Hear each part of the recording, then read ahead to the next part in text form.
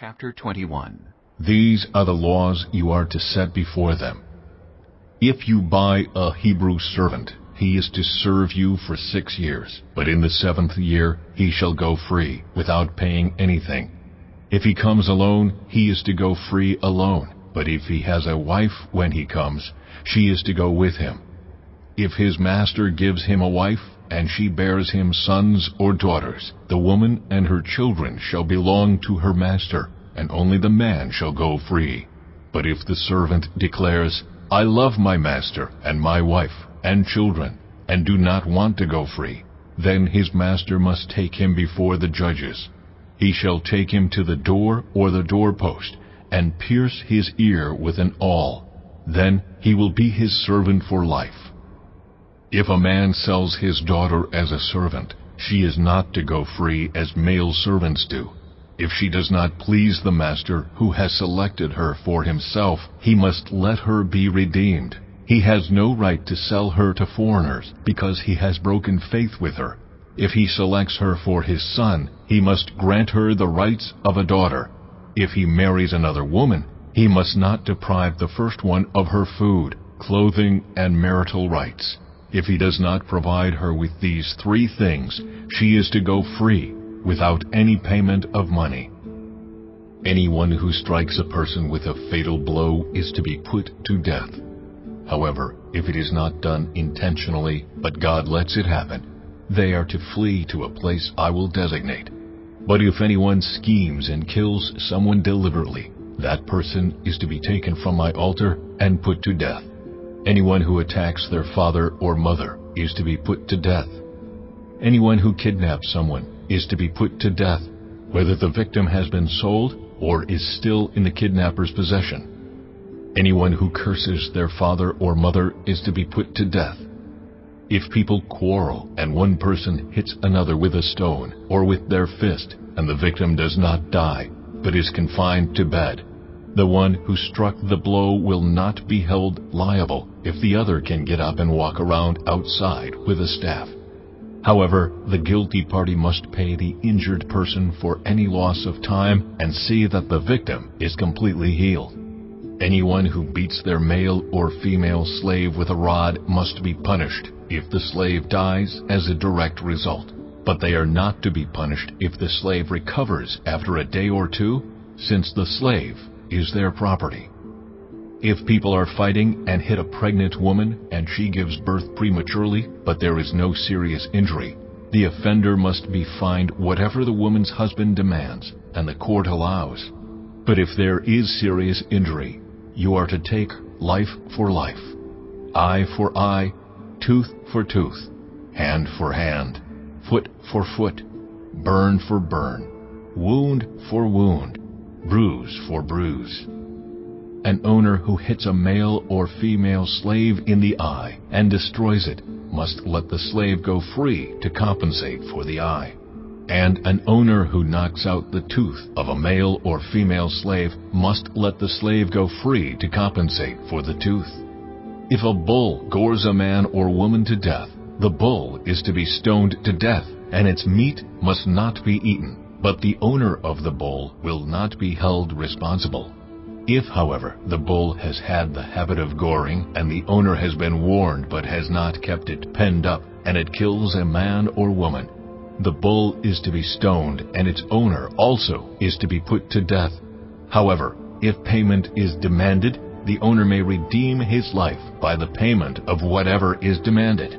This law also applies if the bull gores a son or daughter.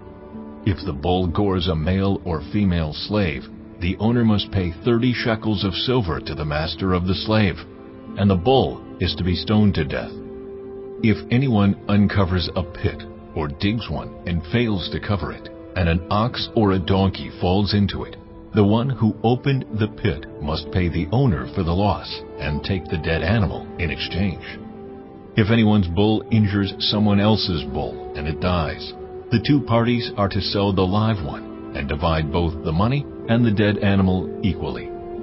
However, if it was known that the bull had the habit of goring, yet the owner did not keep it penned up, the owner must pay, animal for animal, and take the dead animal in exchange. Chapter 22. Whoever steals an ox or a sheep and slaughters it or sells it must pay back 5 head of cattle for the ox and 4 sheep for the sheep. If a thief is caught breaking in at night and is struck a fatal blow, the defender is not guilty of bloodshed. But if it happens after sunrise, the defender is guilty of bloodshed. Anyone who steals must certainly make restitution, but if they have nothing, they must be sold to pay for their theft. If the stolen animal is found alive in their possession, whether ox or donkey or sheep, they must pay back double. If anyone grazes their livestock in a field or vineyard and lets them stray, and they graze in someone else's field, the offender must make restitution from the best of their own field or vineyard. If a fire breaks out and spreads into thorn bushes so that it burns shocks of grain or standing grain or the whole field, the one who started the fire must make restitution. If anyone gives a neighbor silver or goods for safekeeping and they are stolen from the neighbor's house, the thief, if caught, must pay back double. But if the thief is not found, the owner of the house must appear before the judges, and they must determine whether the owner of the house has laid hands on the other person's property. In all cases of illegal possession of an ox, a donkey, a sheep, a garment, or any other lost property about which somebody says, "This is mine," both parties are to bring their cases before the judges. The one whom the judges declare guilty must pay back double to the other. If anyone gives a donkey, an ox, a sheep, or any other animal to their neighbor for safekeeping, and it dies, or is injured, or is taken away while no one is looking, the issue between them will be settled by the taking of an oath before the Lord that the neighbor did not lay hands on the other person's property. The owner is to accept this, and no restitution is required. But if the animal was stolen from the neighbor, restitution must be made to the owner. If it was torn to pieces by a wild animal, the neighbor shall bring in the remains as evidence and shall not be required to pay for the torn animal. If anyone borrows an animal from their neighbor and it is injured or dies while the owner is not present, they must make restitution. But if the owner is with the animal, the borrower will not have to pay.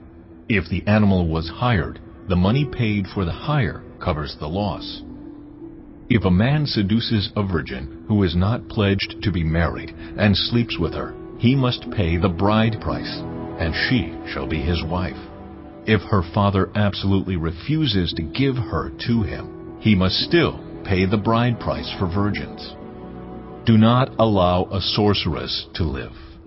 Anyone who has sexual relations with an animal is to be put to death. Whoever sacrifices to any god other than the Lord must be destroyed. Do not mistreat or oppress a foreigner, for you were foreigners in Egypt. Do not take advantage of the widow or the fatherless. If you do and they cry out to me, I will certainly hear their cry. My anger will be aroused and I will kill you with the sword. Your wives will become widows, and your children fatherless. If you lend money to one of my people among you who is needy, do not treat it like a business deal. Charge no interest.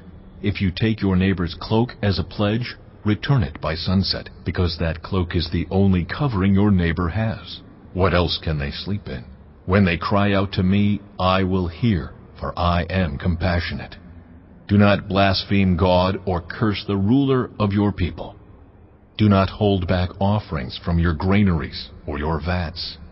You must give me the firstborn of your sons. Do the same with your cattle and your sheep. Let them stay with their mothers for 7 days, but give them to me on the 8th day. You are to be my holy people, so do not eat the meat of an animal torn by wild beasts. Throw it to the dogs.